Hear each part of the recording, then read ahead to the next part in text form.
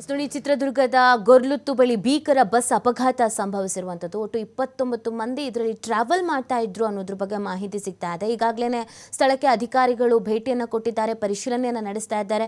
ಮೃತದೇಹಗಳನ್ನು ಹೊರಗೆ ತೆಗೆಯುವಂಥ ಕೆಲಸವನ್ನು ಮಾಡಲಾಗ್ತಾ ಇದೆ. ಇದೊಂಥರ ಚಾಲೆಂಜಿಂಗ್ ಆಗಿರುತ್ತೆ. ಯಾಕೆ ಅಂತಂದರೆ ಸುಟ್ಟು ಕರಕಲಾಗಿ ಹೋಗಿದೆ ಇಡೀ ಬಸ್ಸು. ಆ ಮೃತದೇಹಗಳನ್ನು ಹೊರಗಡೆ ತೆಗಿಬೇಕೀಗ.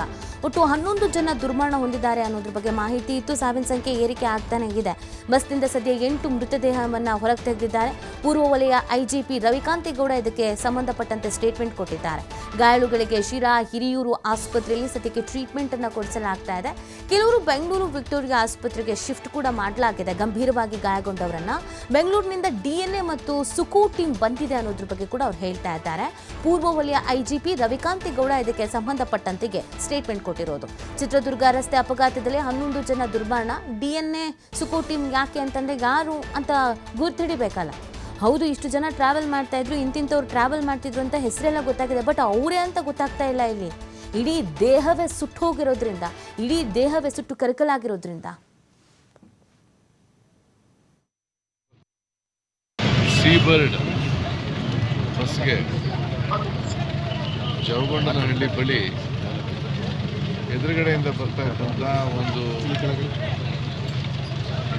ಕಂಟೈನರ್ ಗಾಡಿ ಅದು ಡಿವೈಡರ್ನ ಹತ್ತಿ ನೇರವಾಗಿ ಡಿಕ್ಕಿಯನ್ನು ಹೊಡೆದಿದೆ ಆ ಬಸ್ನಲ್ಲಿ. ಬಹುಶಃ ನಮ್ಮ ಇದುವರೆಗಿನ ತನಿಖೆ ಏನು ಹೇಳ್ತಾ ಇದೆ ಅಂತ ಹೇಳಿದ್ರೆ, ಅದು ನೇರವಾಗಿ ಡೀಸೆಲ್ ಟ್ಯಾಂಕ್ಗೆ ಹೊಡೆದಿರ್ಬೋದು. ಡೀಸೆಲ್ ಟ್ಯಾಂಕ್ ನಂತರ ಬೆಂಕಿ ಉಂಟಾಗಿ ಈ ಬೆಂಕಿಯ ಜ್ವಾಲೆಯಿಂದ ಒಳಗಡೆ ಪ್ಯಾಸೆಂಜರ್ ತಪ್ಪಿಸ್ಕೊಂಡಿದ್ದಾರೆ. ಆದರೆ ಗಾರ್ಡನ್ ನಿದ್ದೆಯಲ್ಲಿದ್ದವರು ಈಗಿನ ಪ್ರಕಾರ ಸುಮಾರು 8 ಜನ ಒಳಗಡೆ ಸಿಕ್ಕಿ ಹಾಕಿಕೊಂಡು ದುರಾದೃಷ್ಟವಶಾತ್ ತೀರಿ ಹೋಗಿದ್ದಾರೆ. ಅದ್ರ ಜೊತೆಗೆ ಕಂಟೈನರಲ್ಲಿ ಇದ್ದಂತಹ ಕಂಟೈನರ್ ಲಾರಿಯ ಡ್ರೈವರ್ ಕೂಡ ಒಳಗಡೆ ಆ ಇಂಪ್ಯಾಕ್ಟ್ ತೀರಿ ಹೋಗಿ ಮತ್ತು ಬೆಂಕಿಯಲ್ಲೂ ಕೂಡ ಅವರು ಡ್ರೈವರ್ ಕೂಡ ಸತ್ತು ಹೋಗಿದ್ದಾರೆ. ಒಟ್ಟು ಇದುವರೆಗೆ ನಮಗೆ 9 ಒಂದು ಕಂಟೈನರ್ನ ಡ್ರೈವರ್ ಮತ್ತು 8 ಜನ ಪ್ಯಾಸೆಂಜರ್ಸ್ ಎನ್ನುವ ಒಂದು ಪ್ರಾಥಮಿಕ ತನಿಖೆಯಿಂದ ಗೊತ್ತಾಗ್ತಾ ಇದೆ. ಉಳಿದಂತೆ ಗಾಯಾಳುಗಳು 12 ಜನ ಹಿರಿಯೂರಿಗೆ, 9 ಜನ ಶಿರಾ ಮತ್ತು 3 ಜನ ತುಮಕೂರಿಗೆ ಹೋಗಿದ್ದಾರೆ.